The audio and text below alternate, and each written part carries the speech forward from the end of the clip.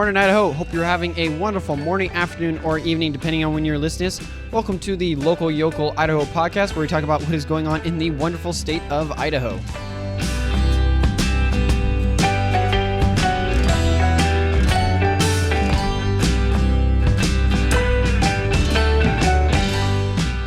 Sake of time and also that this episode is coming out late, I'm going to skip the morning banter and we're just going to go straight into holidays and interesting events for the week. So starting off Monday the 3rd of April, which is National Rainbow Day and National Tweed Day. As for in history, in 1882, Jesse James was killed by his fellow gang member Robert Ford. In 1922, Joseph Stalin was appointed as the General Secretary of the Russian Communist Party. In 1948, Harry Truman signed the Marshall Plan. And lastly, in 1973, the first mobile phone call was made from Manhattan to New Jersey. In birthdays, Monday was Doris Day's birthday and is Eddie Murphy's 61st birthday. As for deaths, in 1882, like said above, Jesse James died. And in 1897, Johannes Brahms died. Then moving on to Tuesday the 4th of April, which is National Vitamin C Day. As for in history, in 1789, the U.S. Congress began its first regular session in Federal Hall in New York City. In 1949, the North Atlantic Treaty Organization, or NATO, was signed in Washington, D.C. In 1968, Martin Luther King Jr. was assassinated in Memphis, Tennessee.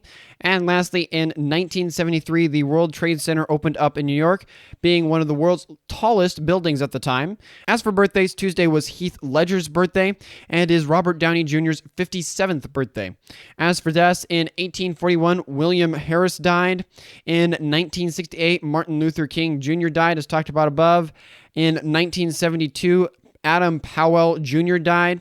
And in 1983, Gloria Swanson died. Next is Wednesday the 5th of April, which is National Flash Drive Day, Carmel Day, Walk Day, and the beginning of Passover. As for history, in 1923, the Firestone Tire and Rubber Company started making inflatable tires for the first time. As for birthdays, Wednesday was Betty Davis's and Gregory Peck's birthday. As for deaths, in 1964, Douglas MacArthur died. In 1976, Howard Hughes died. In 1992, Samuel Walton died. And in 2008, Charlton Heston died. Thursday the 6th of April is National Burrito Day, kind of a little bit of a tasty one there.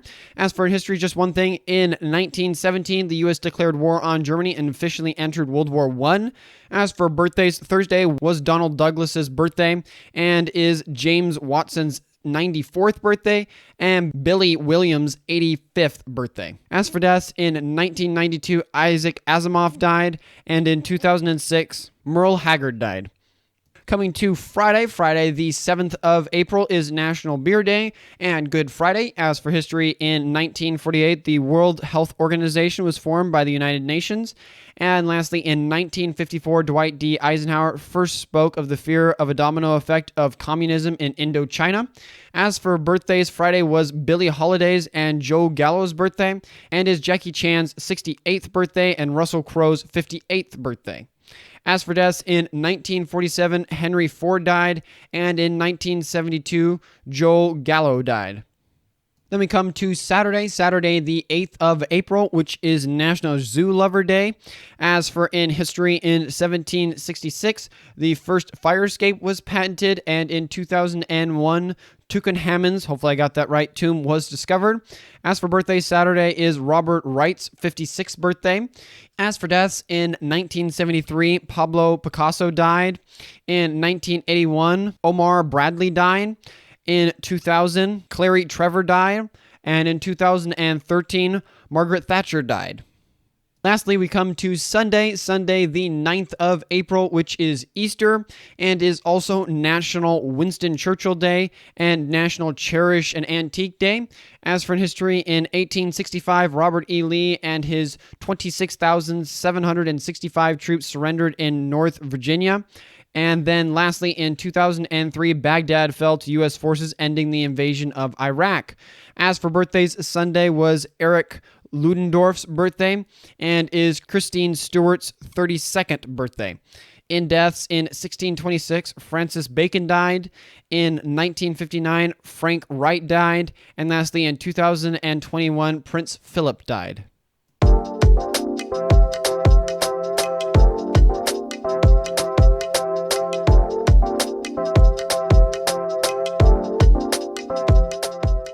All right, heading into the news here, we have our first story, Gold Vault in Eagle. This comes by the Boise Dev by Dawn Day. This news came out last Thursday that a gold vault is going to be built in Eagle. Stephen Gleason, who owns both Lock and Bolt and Money Metal Exchange, has started constructing a multi-million-dollar facility to store people's gold and silver. The building permit has been secured at $14 million and the land at $26 million. The facility will be at 933 East State Street, near East State Street and South Plaza Drive.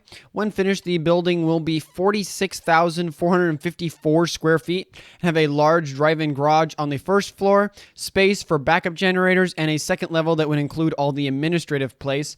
Plus, they will have room to expand in the future.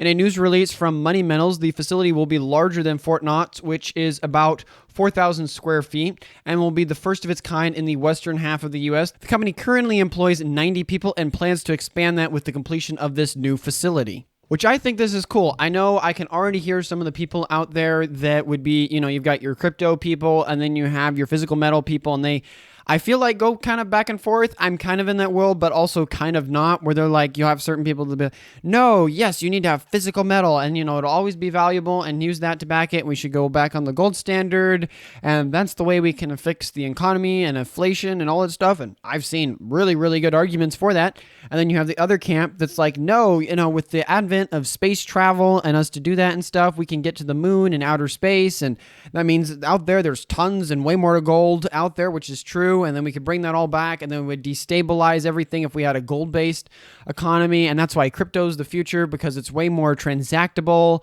and it has way more movability, and you can adjust it and have different currencies, different digital coins for different things. I know I'm very much butchering this. Someone who's really into crypto is probably over like, what are you doing, Tyler? What are you saying? No. But that's basically how I understand it. And I think there's arguments to be had for both. But with that said, options is great. Really cool to see this facility coming up. I will admit I am a proponent for either of them. I am not a proponent in any case of the government just being like, yeah, just trust the piece of paper we have that we won't mess it up. Wait, I'm supposed to trust you not to mess it up? You have a habit of messing up things a lot. Don't get me wrong, you've done some pretty cool things in history. I mean, we put a man on the moon via government funding. We won, World War II, which I would say that was a good thing. We did a lot of good. Government's done some good things. The United States government, anyways, has done some good things. It has also done some horrible things, and also is a bureaucratic mess sometimes, or oftentimes, shall we say. But with that said, options are good, and I'm glad to see this going in. It would be really, really cool to get a tour or something. I know I'm going to try to send them an email and be like, hey, can I do a YouTube video of a little bit of a tour of the place? But then again, I don't know. That probably wouldn't work because security things and blah, blah, blah, blah, blah. But hopefully they're really hardening it, and it's going to be hard to get into, because when you have that much gold in one location, you start to kind of attract thieves and different things, where there is fruit, there will be fruit flies, as they say. So hopefully they're taking the necessary precautions. It sounds like that with them having a generator backup room and stuff. I know another thing, I was actually talking about this story with my father, who has had some background in banking and different things. And he was saying that, there were some other businesses that have done this over in Washington or Oregon and stuff. It was going great, but then they actually hired an independent auditor to come in or whatever, and he came in, and then the quality of the gold that was being held there was actually not as pure as they were quoting, and so that's kind of stirred some fears that I didn't know existed in that industry or whatever. And so it'll be interesting to see if they'll allow for independent audits of the gold, or if it's not that they're providing the gold, it's that other people are like, hey, I have my gold, I go to your vault, I put it in your vault, and then you just keep it secure, which would be a different thing, because then it would be on you to verify the quality and statute of your gold and everything. I have to find it again. Maybe I'll put it down in the description. I might not. I don't know. If you guys ask about it, I'll send it. If you tweet me or email me, I'll answer and find it for you. But I do remember Jordan Peterson had a podcast I was listening to a couple weeks back, And he had a really, really interesting gentleman from the mining industry up there in Canada. Apparently, that's like really, really big industry, which makes sense. I mean, should be a big industry everywhere, but I could see it being even bigger in Canada than other places. And he had him on, and they were talking about, and he was arguing why intrinsically gold is such a wonderful form of currency because of this concept or idea, which I'm horribly articulating it probably, is that you need, when you have something like money or financials or stocks, which are these subjective, well, they are objective, but they're these conceptual terms. They aren't physical. They are things that we hold in our brains and write on pieces of paper, and how they do have objective value and effect and things, but we have them in our heads. They're not something that I can physically be like, hand me stock. I want to hold stock. Well, you can't hold stock, or you can't hold bonds. I mean, you could hand me a paper that says that, but that's not me really holding it. It's a conceptual idea. But for those things in economies and manners, and same with money in this way, because it's kind of become more of a conceptual thing than a physical thing where you could take your money in and exchange it for gold, you need something to ground that conceptual in a physical realm that keeps it in line with reality, that the conceptual doesn't then get to rambunctious in the human brain, but that you have a thing to ground it. In this case, gold was the argument that was being used, which wonderful, wonderful argument, I would say, for the necessity of gold. Now, with that said, that's where we get in that whole discussion again of crypto people arguing that, and I think it's a good case. I don't have enough knowledge to go into that. I would welcome you to go look into that. But there again, as I've said, options are great and awesome, and I'm glad to see them here. We'll move on to our next story here, which is Rexburg business goes big in Shark Tank. This comes by the East Idaho News by Mary Boyle. So there's a company in Rexburg called Crispy Cones. Their cones differ from others because they're grilled rotisserie style, not quite sure what that means, and then are covered with cinnamon and sugar. They are here in Rexburg, but also have some locations in Logan, Utah. With that said, they went to Shark Tank, an investor show on ABC, where businesses pitch their products or ideas for investment.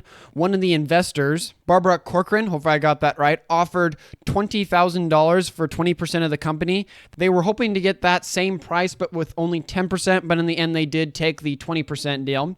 As for the future, they're planning their next location in Pavro, hopefully I got that right, Provo, Utah in June, and possibly some franchises in Florida and Texas in the future.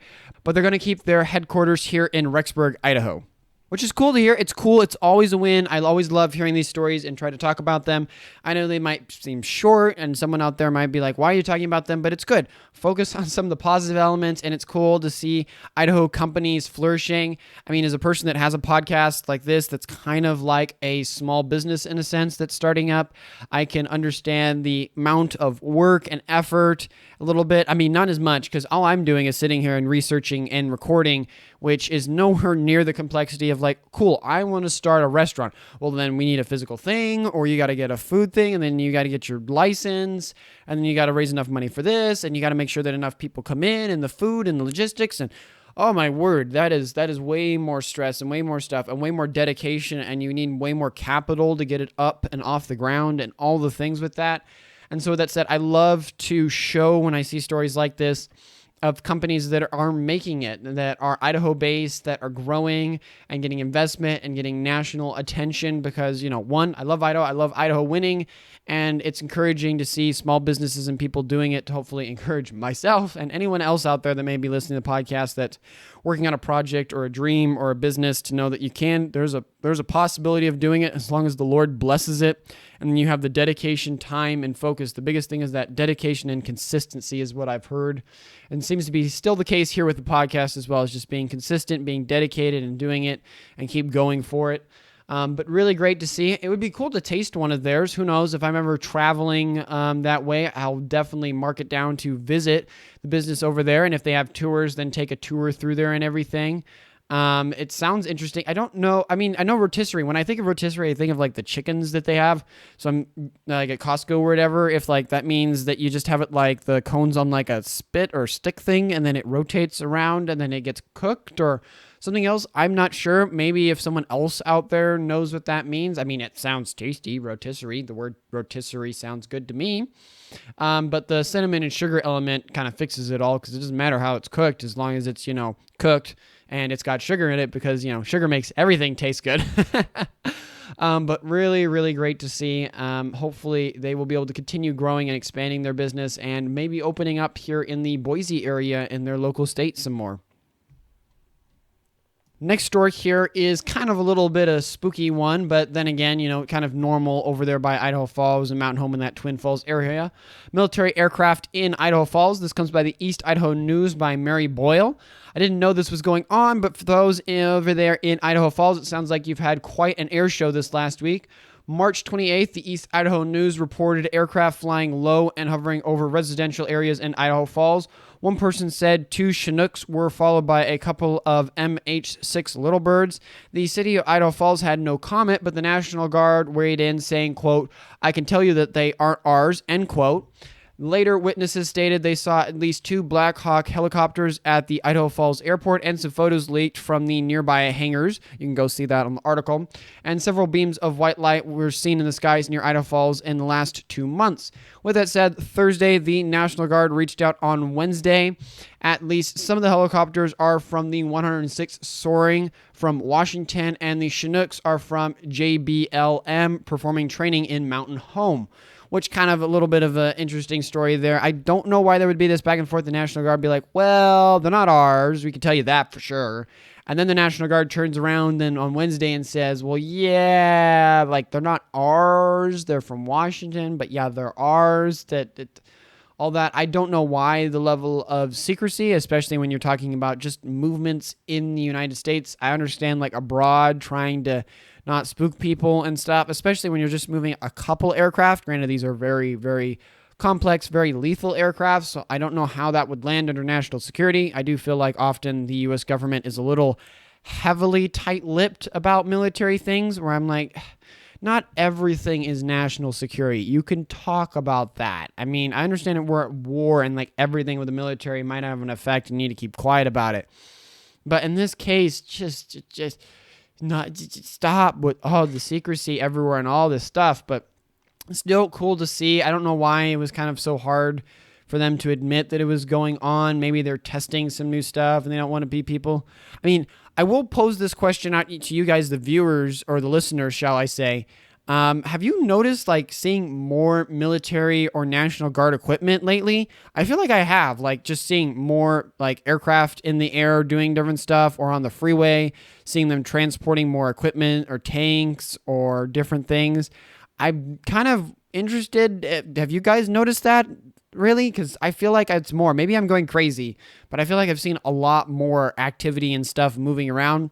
Maybe it's because I'm just out and about more and just seeing it and noticing it, or around when they're moving that stuff. I don't know. That might be the case, but it'd be interesting to get you guys' input on that to see if I'm not the only one on that. But in any case, you guys had a really interesting air show there over in Idaho Falls. And plus some cool stuff. Granted, them hovering low near residential doesn't sound the funnest at all. Now moving into roads and their developments, one of our favorite topics as Idahoans to talk about and lament about. The title of this article is Update on Ustick Overpass. This comes by the Boise Dev by Mariela Rodriguez. Hopefully I got that right. For those in Caldwell, the construction and upgrade of the freeway from Nampa has been exciting but also frustrating at times. With that said, some, including me, have been curious about what has been taking Idaho Transportation Department so long to finish the Ustick Overpass by the Caldwell Airport. Well, the Boise Dev has looked into that here. The project started in May of 2021 and was supposed to be completed by 2022. The new overpass will have 5 lanes, 2 both ways, 1 center turn lane, bike lanes, and sidewalks. But they won't have all of those 5 lanes open until Caldwell widens the Ustick Road on each side of the bridge. But as most of us know, it's not done yet, and we're already several months through 2023. So according to ITD's Senior Public Information Officer, quote, "A big reason for those delays is the contractors. They had some delays that were unforeseen for them," end quote. Plus, according to her, they had to coordinate with contractors and the city simultaneously, which caused the delays. She stressed that they are under budget, which means, they're in budget and they're not going over the expected budget and are not expecting any more delays, and that the overpass should be done by this summer, which is encouraging. I know I've driven a couple times. I usually don't go that full extra bit all the way past there, but sometimes I do, and it kind of is always curious to me. I'm like, I remember when they were demoing this and working on this, and how long has this been? I've been to dinners. Literally, I have started a podcast in the time it has taken you guys to finish this. Which then again, I can understand if she's like, well, we've been trying to do it, but then, we have contractors talk, and then we got to the city, and then the city has to get back to us, and then once the city gets back to us, then we have to talk to our contractors, and the contractors then back to forth and back to big, and then plus COVID and supply chain stuff. I think I heard that there was like some cement issues a couple months back, so that could be probably part of it. I mean, you can see that they're working on it when I've driven by it, that, things are changing, new scaffolding's going up and coming down and all that stuff, and from some of the aerial photos that the Boise dev had there, it looks like the main subsurface for the bridge is done, but it'll be really, really nice to have that finished. It would alleviate a lot of the traffic that sometimes occurs that gets funneled through Karcher, which, for those that know, Karcher in the Treasure Valley area is hands down probably one of the worst exit. Well, I actually take that back. Eagle exit might be able to compete with it, depending on the time of day, but universally, if you're going to have an exit that's going to bog up and it's going to back up onto the freeway, it's going to be Karcher. It's not going to be any other ones. I mean, well, I take that back. This whole conversation, I swear, now that I'm thinking about it recording, I'm contradicting myself all over the place. I know the Meridian one, it's the Meridian one will regularly back up onto the freeway, and it even has like a shoulder thing. It'll slow down, but it's... welcome to traffic. We're growing so fast, it's hard to upgrade things quick enough. And then you have the planners that are projecting. They're like, well, cool, we're seeing a downturn in the market, so Idaho should probably slow. And then everyone's here's like, no. You do not understand. Build. Just build the road. We never stop growing. It doesn't matter how economically bad. Idaho will just continue to keep growing. Just build the roads. And then there was another thing. I'd have to find the article. I was going to talk about it, but I think that week I was also rushed. I swear that's a theme of this podcast lately. That Brad Little was talking about how we need to look at other things other than roads or stuff and toll lanes, which I don't like the government doing toll lanes, not toll or whatever I said, toll lanes. Because you used my money to build it, and now you're charging me for it? No. You already taxed me on the fuel, okay? I already know there's a tax there. And then you get revenue from all the speeding tickets and everything. And then you also get revenue from all the registrations and all that and everything. Don't tax the road I paid you to build. No. Come up with a better solution. That doesn't mitigate traffic issue. That adds another lane and slaps a cost on it. No. I can understand if you're like, okay, we're going to have passenger lanes, and if we catch people that aren't carpooling or have more than one person in that lane, then we are going to fine you. Cool. That's fine. Use that money, and then it encourages people to, be a little bit more calculated with their driving so you don't have a ton of cars on the road that only have one person. I get that. That makes sense. I don't like it, but I get it. Don't tax me for roads that I paid for.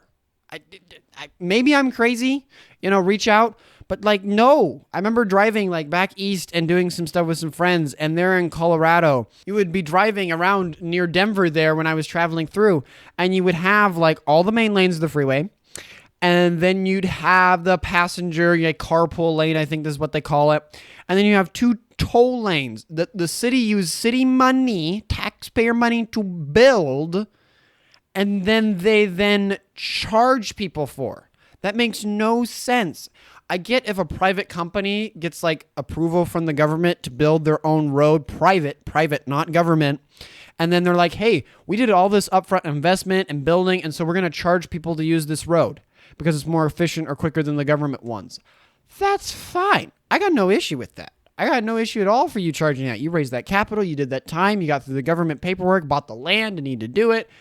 I get that. That makes sense. Cool. Good on you. But if the government is doing that, I don't like it. I paid paid for it. It should be public.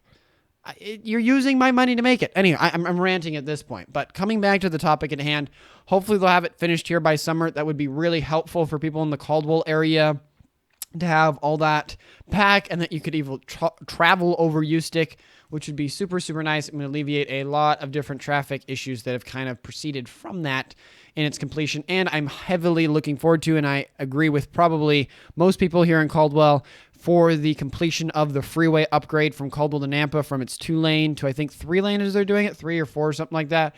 I am very, very, very much looking forward to that, because that will alleviate a lot of issues that regularly occur in the Caldwell-Nampa area. Next one here is Salmon Cobalt Mine slowing operations. This comes by the East Idaho News by Mary Boyle. In Salmon, there's a cobalt mine which is owned by Gervaslo, Gervoise, hopefully I got that right, Global Limited, an Australian company. In December of 2022, the mine formally started operations and was going to be fully online by this quarter, but it's only had enough employees to maintain the mine according to regulatory requirements. So in a press release signed by the CEO, they'll be cutting their workforce there at the mine from 280 to 30. According to the CEO, this is due to, quote, continuing low cobalt prices and U.S. inflationary impact on construction costs, end quote. With that said, the company has stated that they are confident in the long term of the future of the mine and an increase in cobalt demand. They expect it from growing demand in electric cars, which require cobalt in their battery production. Which this is really sad to hear for those in the Salmon area. I mean, 280 people and you're cutting it down to 30. That is a lot of people that are now like, job, money, issues, economy, help. Type of situation. Granted, they did say in the article that they're going to give them a severance pay or whatever, so it's not going to be an immediate that they don't have any money or stuff. It is that they're going to keep people there, so I'm assuming it looks like they're trying to hold on to the mine for that. I don't know if it's a competitive issue or whatever else. I mean, the demand of cobalt is through the roof. I know there's a new mine. I think we talked about it way in the beginning of the podcast, maybe back in November or December or something, about a lithium mine that was going in up north, which, you know, the demand for that, and it's got a bunch of grants. I'm surprised that they haven't gotten grants, but it might be because they're not a US-based company. They're an Australian company, which, you know, the Australians I don't have too much issue with unless, you know, the Chinese start using them as a puppet, but that's a different thing. But I always love hearing about mining and resources coming out of the United States, us making our own and not shipping it in from some other place. And stuff like that, especially when you're talking about something like cobalt that is so intrinsic to the manufacturing of batteries. Granted, part of me is a little concerned. I know they're saying that they're confident about the long term of cobalt, but on the other hand, I do know that battery companies in general are trying as best they can to decrease the amount of cobalt they use in their batteries to try to get to zero cobalt used batteries, because cobalt is not great for humans. It's poisonous. It's up there with like lead, and it's not good. And the less of it you can use, the better for, I think it also decreases maybe fire issues with the battery. Don't quote me on that, but I just know cobalt is not zesty with human beings. So I know a lot of battery manufacturers that are using them for cars, for smartphones, for different stuff. They're trying heavily. I know Tesla has been beating this drum about it with their electric cars, trying to cut down the amount of cobalt they use, which doesn't bode well for a mine like this. Granted, I would love to still see it operating in the U.S. and the U.S. still making that cobalt. It might be the reason it's cooling down is the amount of regulatory red tape and paperwork. I mean, there again, they was saying there that the mine, according to regulations, requires a certain amount of people to be there, and 280 doesn't meet that apparently. I really wish that didn't exist there. I know some people's safety and stuff, but like at the end of the day, if they're passing inspections for safety and they're passing inspections for how they're managing stuff, and they can do it with 100 people, why does it have to be some arbitrary number? If they're doing their job, they're doing it safely, and they're doing it effectively, why close them down because they can't have that many people on staff? I don't see where that issue begins or ends. It should be a moot point, and that they could continue to operate in that way. But then again, it might be another issue of money and less about that. But sad to see. I mean, it just started in 2022, and it should have been online. Sad. Hopefully those all concerned will be able to find jobs and other stuff in the area. I know it's been a little tricky, but then again, it's Idaho. I swear, everyone's hiring. I mean, as long as you're willing to do whatever work, there are usually jobs available here in Idaho, especially coming into the summer months for the farming industry. And a lot of the seasonal industries are starting to kick into gear where they're hiring a lot more than they would otherwise. So it kind of bodes well for them in that respect. Now we come to our last story and our fun one. It's a very short one, but I know it's one that seems to be very anticipated by the Treasure Valley area. Construction begins for In-N-Out. This comes by the Boise Dev by Gretchen Parsons. We've talked about this off and on, but according to the Boise Dev, last Monday, construction on the Meridian In-N-Out location started at 3520 East Fairview Avenue. When finished, the restaurant will have a 3,879 square foot area and will be able to seat 84 people inside, 32 outside, plus it'll have a drive-through to handle up to 41 cars. There is also another location planned for the In-N-Out in Boise, if you remember, but they have to clear the existing building to start on that one. Both of them will take about 6 months to complete when started, so I guess 6 months roughly from this Monday to complete this new In-N-Out, which I know some people rave and go on and on and on about how great In-N-Out is. And I've asked a couple people that have moved here that were Californians that are friends of mine, and I've been like, cool, okay, have you had the habit, or have you had Red Robin? Like, yeah, okay, I have. Or maybe they say no, and then I take them, and then I ask them the same question again. And I'm like, all right, compared to that, how good was In-N-Out? And they're like, well, In-N-Out's good, but like actually that was like the same or better. And I'm like, then what's the big deal about In-N-Out? The best thing I can guess is kind of that like brand or that culture that it develops, that loyalty around it. Kind of like, for instance, you could get chicken sandwiches at other places, but Chick-fil-A just has this following, and I'm guilty of kind of landing in that because I love Chick-fil-A, where I could get chicken sandwiches everywhere. I could get them at Popeyes or other ones, but there's something about Chick-fil-A, the service, the feel, the theme. I love it, and it seems like a lot of other people do.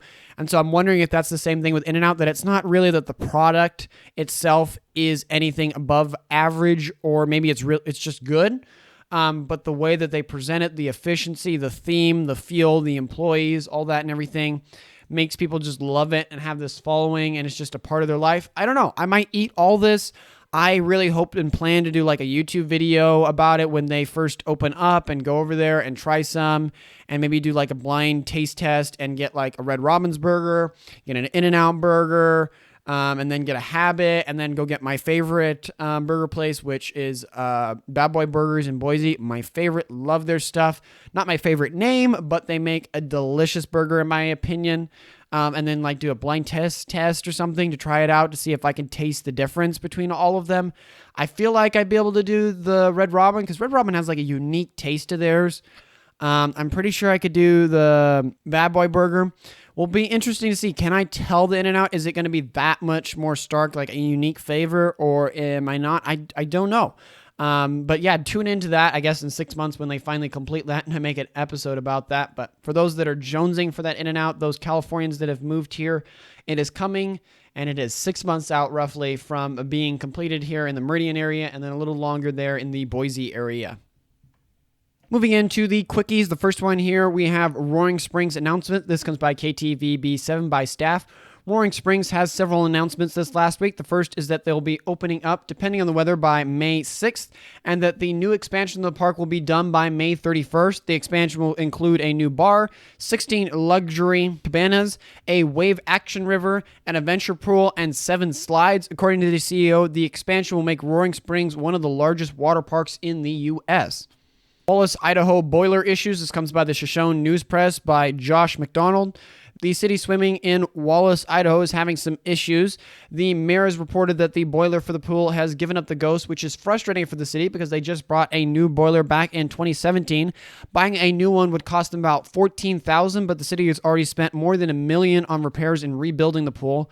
They're looking for outside funding from the county and donations for either the repair or possibly getting another boiler. Boise gets a lot of snow. This comes by KTVB7 by Teddy Feinberg. According to Dave Groner, who is the meteorologist for the National Weather Service, Boise is having its third most snowy March on record. The highest was the March of 1917, which had 18.9 inches in total, and the second was in 1951 with 11.9 inches. This March, we have gotten 9.1 inches of snow. Idaho ranks third in the nation for startups. This comes by KTVB7 by staff. Capital on Top, a credit card company that helps small businesses, looked at the best and worst states to start a small business in. In this study, Florida came in first because of its low 5.5% corporate tax rate and the third largest amount of small business loans secured. Texas came in second because it has no business or personal income tax. And then Idaho at third. We won third position because we are 8th out of 50 states in the lowest cost for labor, which allows small businesses to start with less money and continue with higher profit margins. New grocery outlet in Pocatello. This comes by East Idaho News by Kamala Hines. Last Thursday, Pocatello got its first grocery outlet, which for those who don't know is a grocery store that specializes in savings. They achieve this by buying things in bulk or close to the expiration date from larger grocery stores and then sell it anywhere from 30 to 70% off what it would have been otherwise. They'll be opening their doors at 8 a.m. and the ribbon cutting is at 11 a.m. Coeur d'Alene man record pike. This comes by KTVB7 staff. Last Tuesday, an angler in Coeur d'Alene on Hayden Lake caught a northern pike certified by the Idaho Fish and Game as the new state record holder. The pike was 40.76 pounds, measuring 40 inches long and had a girth of 26.5 inches. The previous record holder was caught at Lower Twin Lake in 2010, but was only 40.13 pounds and 22.75 inches long. And lastly, we come to fire at Gozzer's Ranch. This comes by the Coeur d'Alene / Post Falls Press. Last Monday around 11 p.m., 2 residential buildings at Gozzer Ranch Golf Club were destroyed in a fire. It took the firefighters several hours to bring it under control. No one was hurt, but the damages are estimated to be over $3 million. The cause of the fire is still under investigation.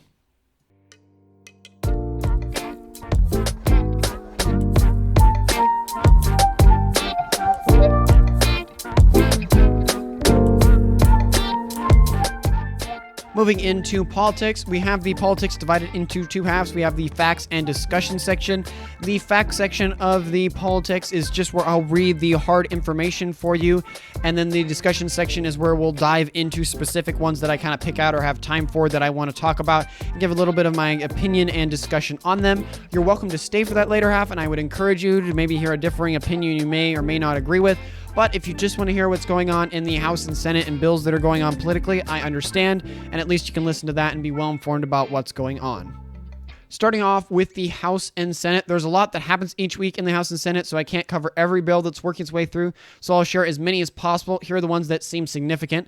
Starting off with the House, we have bills working their way through. House Bill 375, related to property tax, amends existing laws to provide for a certain distribution of sales tax revenue to the Transportation Expansion and Congestion Mitigation Fund and to local units of government for highway projects. The sponsor of the bill is Representative Mike Molley, and the status is that it was read for the first time.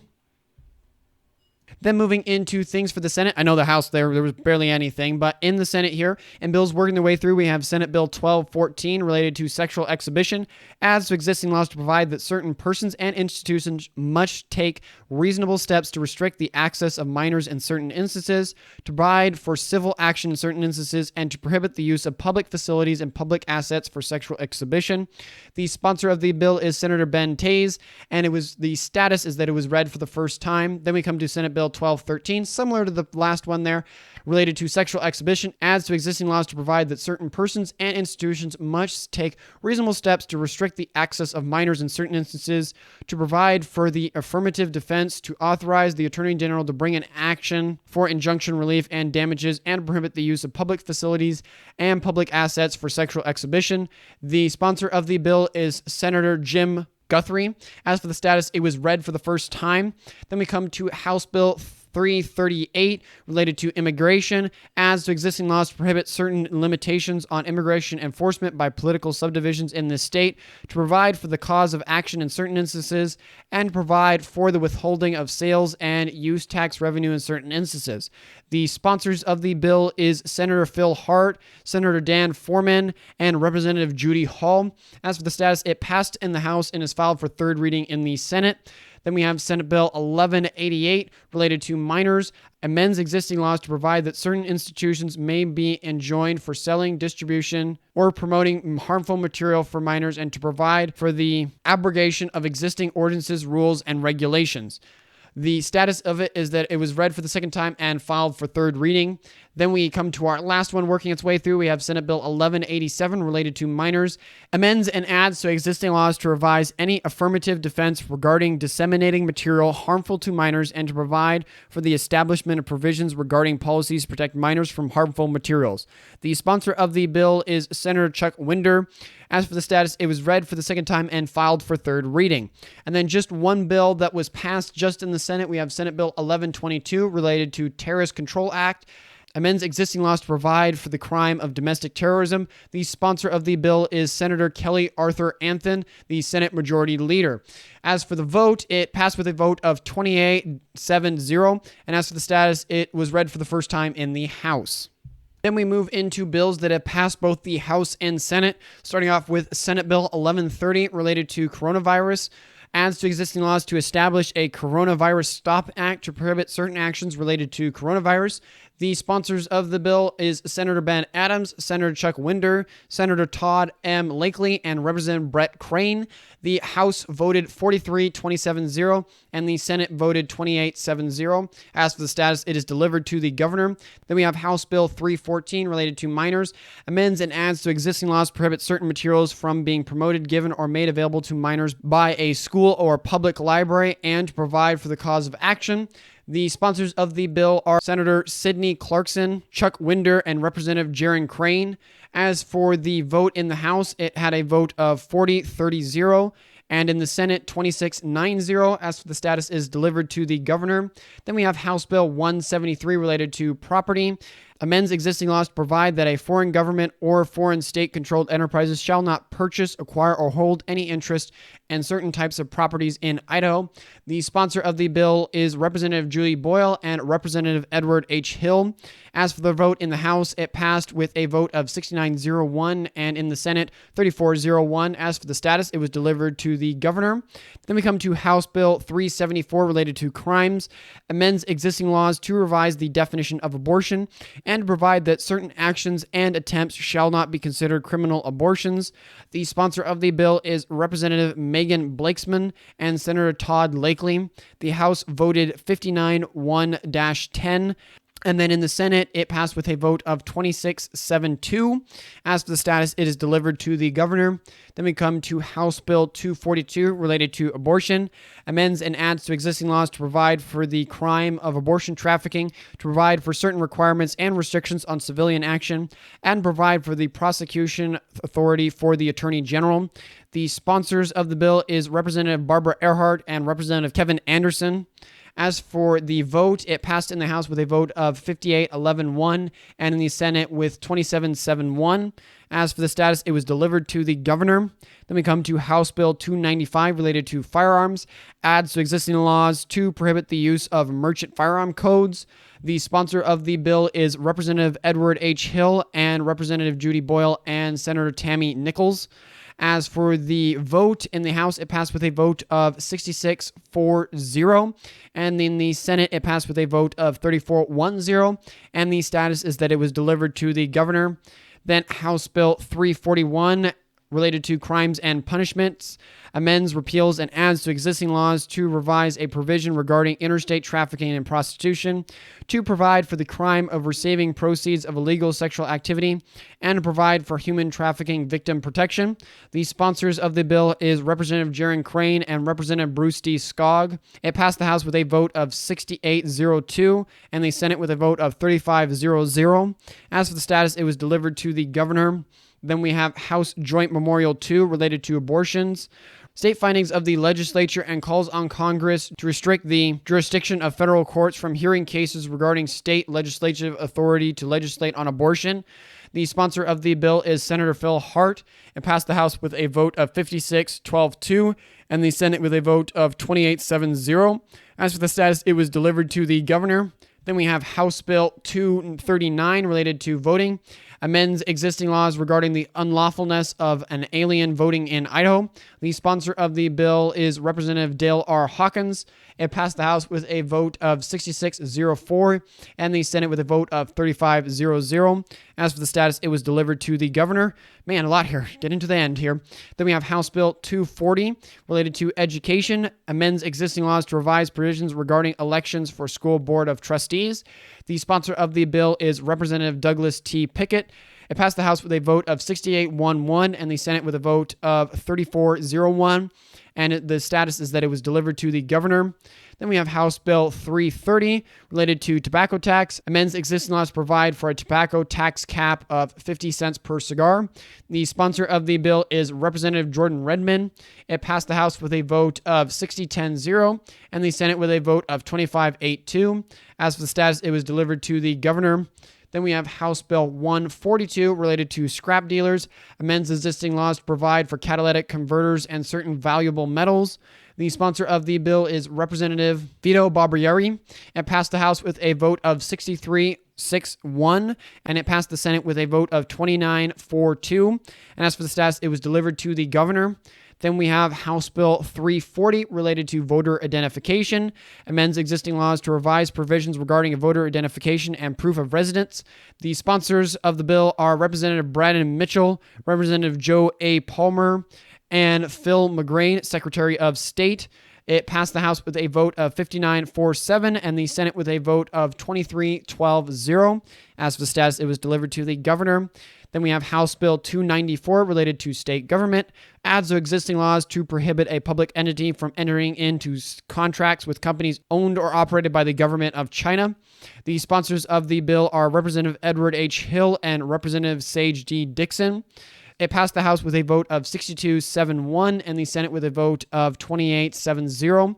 As for the status, it was delivered to the governor.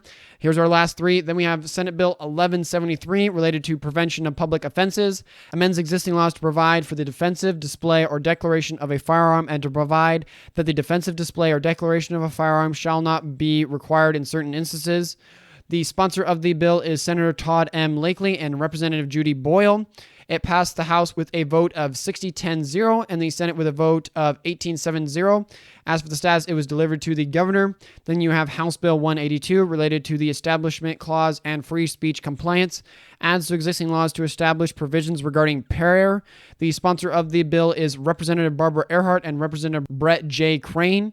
Passed the House with a vote of 57-11-2 and the Senate with a vote of 26-8-1. As for the status, it was delivered to the governor. And then we come to our last one. We have House Bill 71 related to Vulnerable Children Protection Act, adds to existing laws to establish provisions regarding vulnerable children protection. The sponsor of the bill is Representative Bruce D. Skog, Senator Lauren D. Hartung, and Blaine Gonzatti of the Idaho Family Policy Center. It passed the House with a vote of 56-13-1 and the Senate with a vote of 22-12-1. As for the status, is waiting on the governor.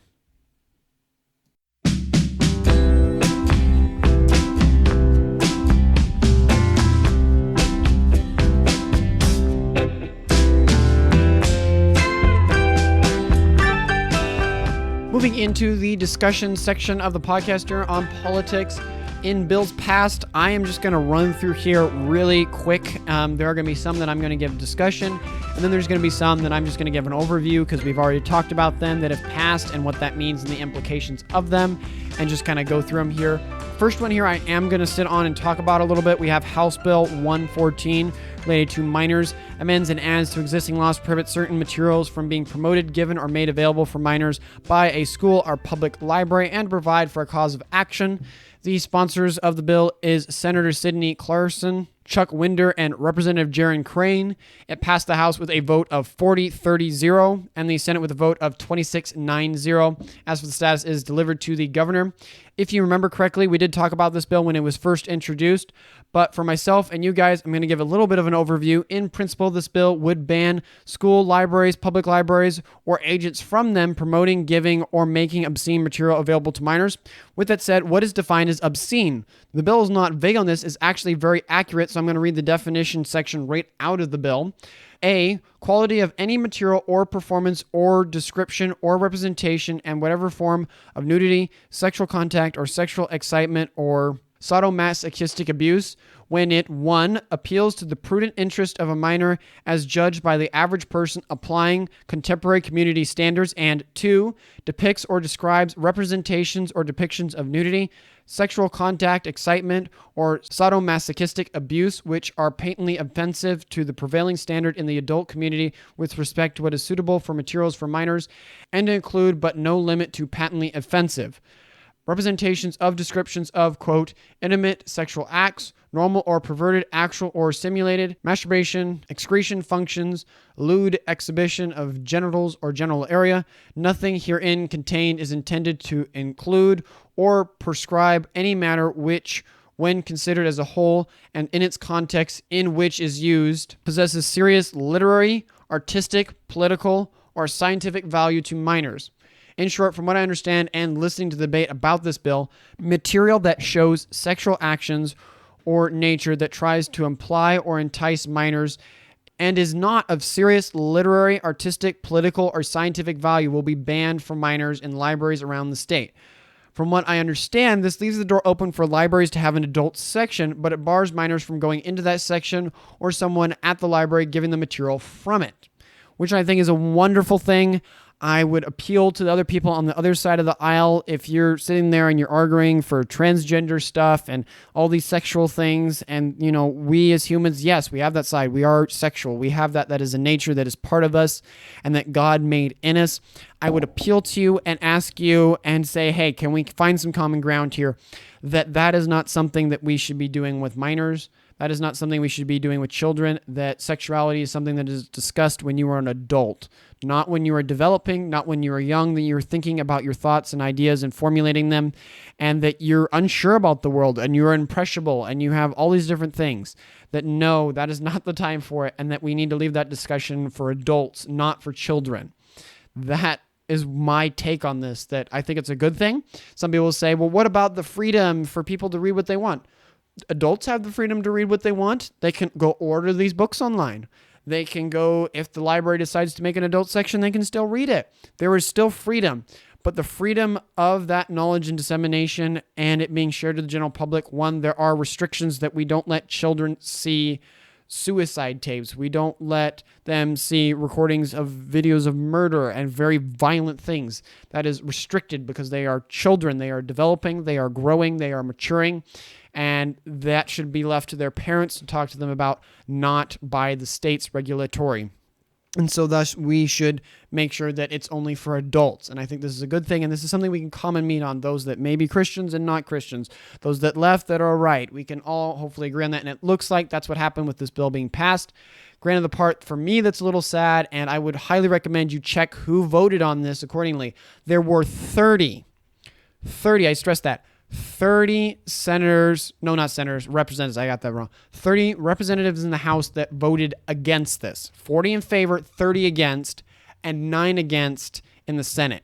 So if you're agreeing with what I'm saying right now, I would highly recommend you go look in the description and check the link and look at the Senate Journal to see who voted against this bill. Because if it's something that you don't like, you need to keep your representatives and your senators accountable so they are voting according to the laws that you want in this land. Because if you're not, then you can't cry foul if laws get passed that you don't like, because you were not involved and you did not let them know, because they are, as that name says, your representatives. They represent you.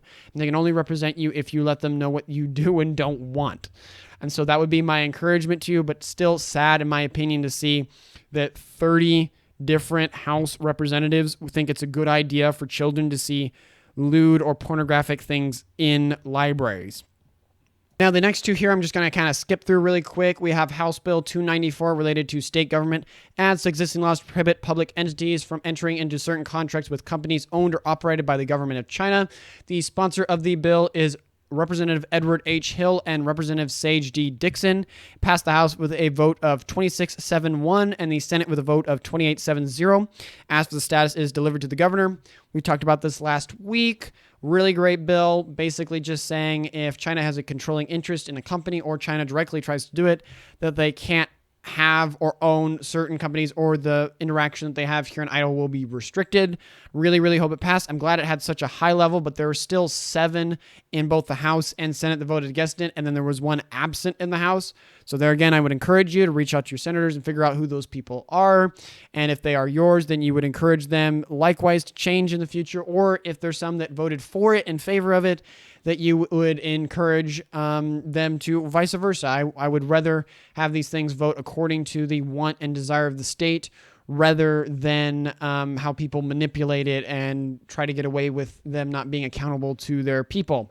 And then we come to House Bill 173 related to properties.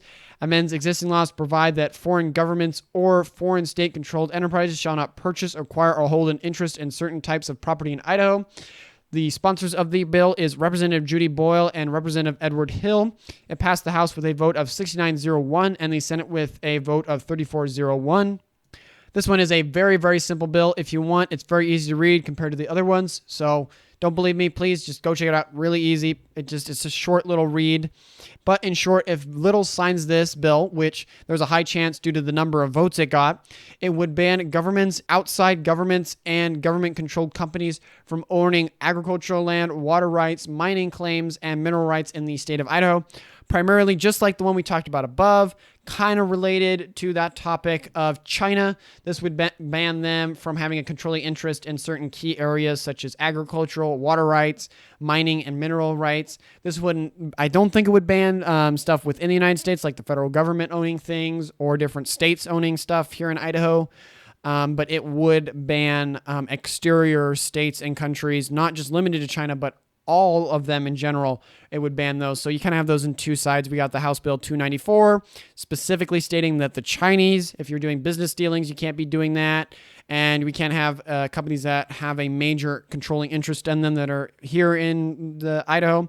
And then we have this following one, House Bill 173, which then broadens that to all governments that are exterior that are not the United States of America, banning them from having a controlling interest in agricultural lands, water rights, mining claims, and mineral rights in the state of Idaho, which I should have been already on the books in my opinion, but apparently wasn't, so we needed to write it here. Next one is House Bill 242 related to abortions. Amends and adds to existing laws to provide for the crime of abortion trafficking, to provide for certain requirements and restrictions on civilian actions, and to provide prosecutory authority for the Attorney General. The sponsors of the bill are Representative Barbara Earhart and Representative Kevin Andrus. Passed the House with a vote of 58-11-1 and the Senate with a vote of 27-7-1. And as for the status, it was delivered to the governor. On Twitter, I have seen a lot of confusion on this bill, so let's clear some of that up here. First, this bill, if signed, would make it illegal for an adult to conceal an abortion from parents or guardians of a pregnant, unaccompanied minor for an abortion, or to get an abortion-inducing drugs, or to transport the minor within the state to get an abortion. So to unpack that a little, this does not apply for an adult. This is aimed at minors. Second, if you travel outside the state of Idaho to get an abortion and you're an adult, this is not illegal.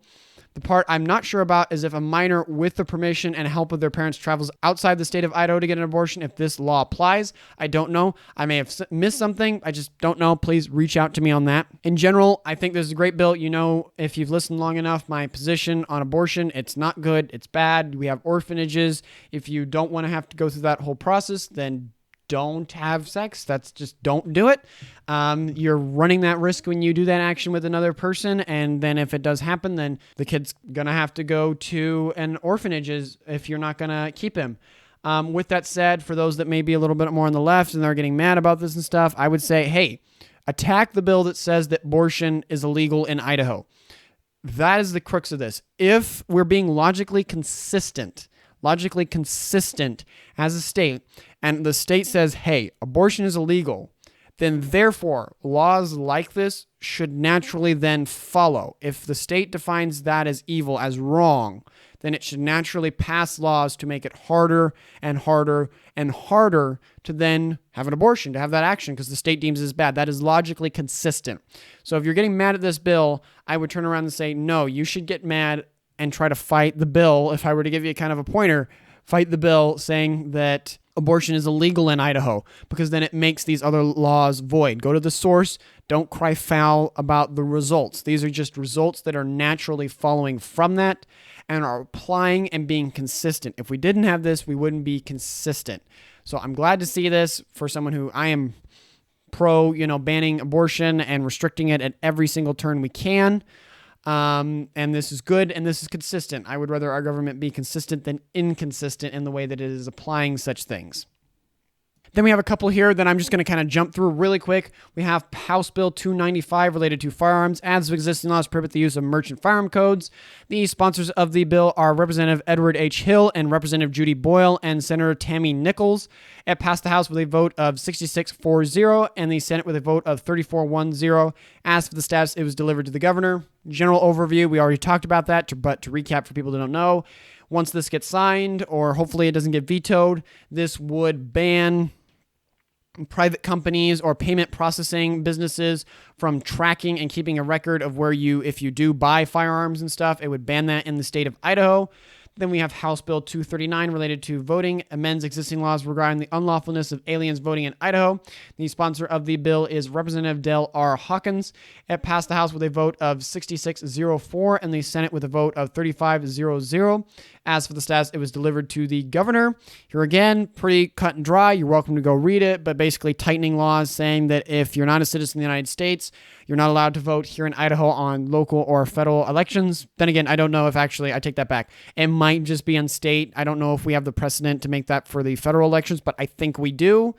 And then we have Senate Bill 1173 related to prevention of public offenses, amends existing laws to provide for the defensive display or declaration of firearms and to provide that the defensive display or declaration of firearms shall not be required in certain instances. The sponsor of the bill is Senator Todd M. Lakely and Representative Judy Boyle.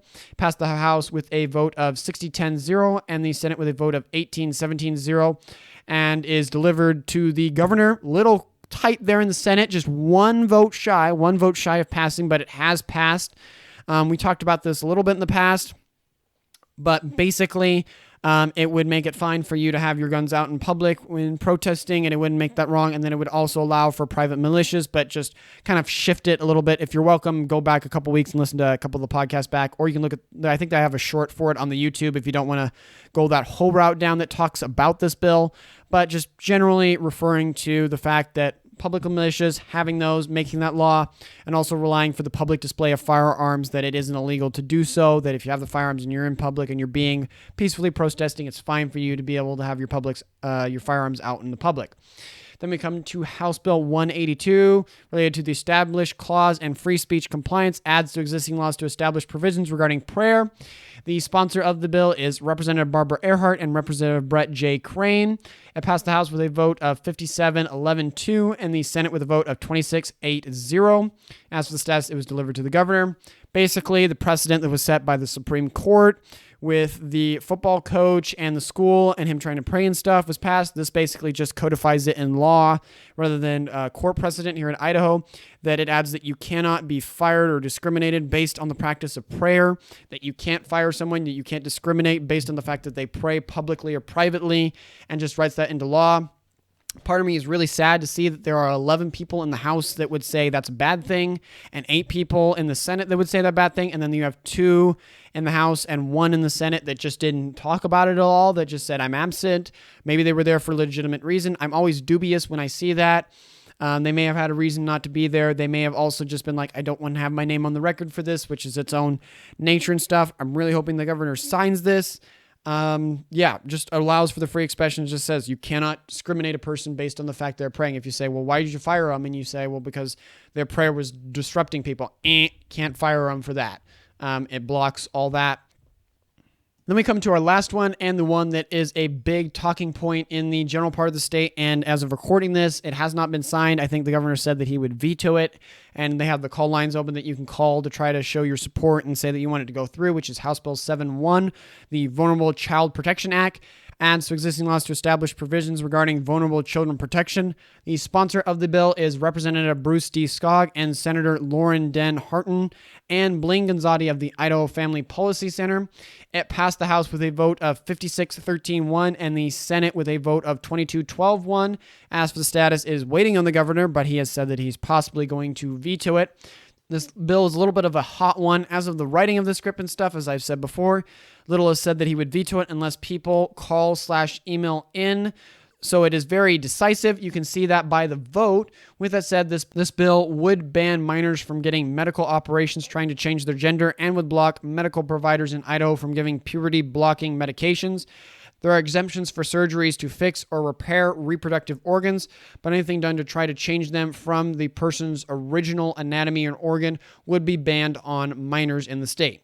Which, honestly, this should not be a hard bill in my opinion. This should not be something hard for us as Idahoans to say that is bad or wrong. I would appeal there again to the other people on the other side. I understand you want this. You say this is a necessary thing for those that are transgender and all these other things, and that's fair. I understand your case. I get what you're saying. But not for minors. This is a big decision. These surgeries and drugs do have an effect, and that effect we have seen is life-altering. It does change that person irreparably, and you can't go back. You can't undo a surgery. You can't undo being cut. You can't undo the different things where you have puberty blockers that are blocking that person's natural type of development, the way that they are developing. These are very, very, very, very, very, very big decisions that even grown adults make mistakes with. So we should not let children make that decision. There again, as we've talked about a lot of these bills that I feel like get a lot of heat, I'm just appealing to you. Do you think a child should have that level of decision? I don't think so. They are not an adult yet. They're still developing. And as we well know, teenagers do stupid things. They don't think rationally. They think more in feelings. And there's a lot of things going on in their head, period. And so this should not be a decision that should be allowed until you're an adult, until you can make your own decisions and to live with them. And thus, I would say this is a very cut and dry bill. It's just saying, hey, still these operations can occur in Idaho. They can, but not for minors.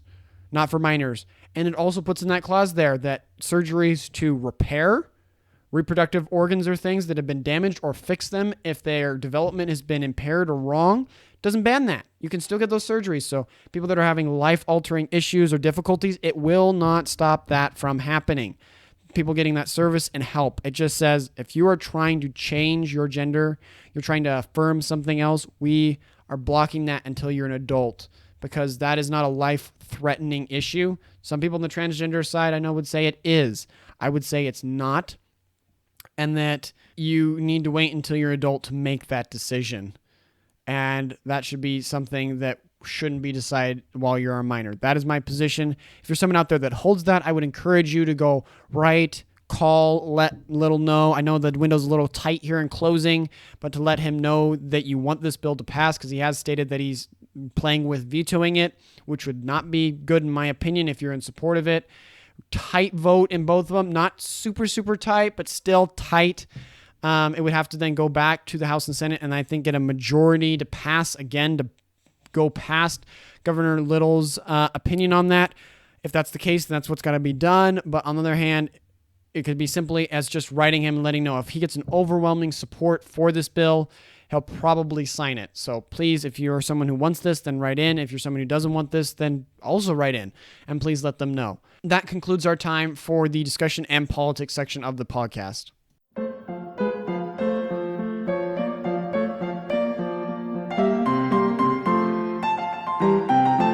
For listening to the whole podcast. I hope you enjoyed it and it was valuable for you. If I missed something, got something wrong, or you have some advice for the show, then send me an email at localyocalidaho2022@gmail.com or tweet me at localyocalidaho on Twitter. This show is a one-man show, so I can't afford to go over everything, but I hope I can cover as many things as possible. Thank you for your help and support. That's all for now, and I hope you have an excellent rest of your week. Godspeed.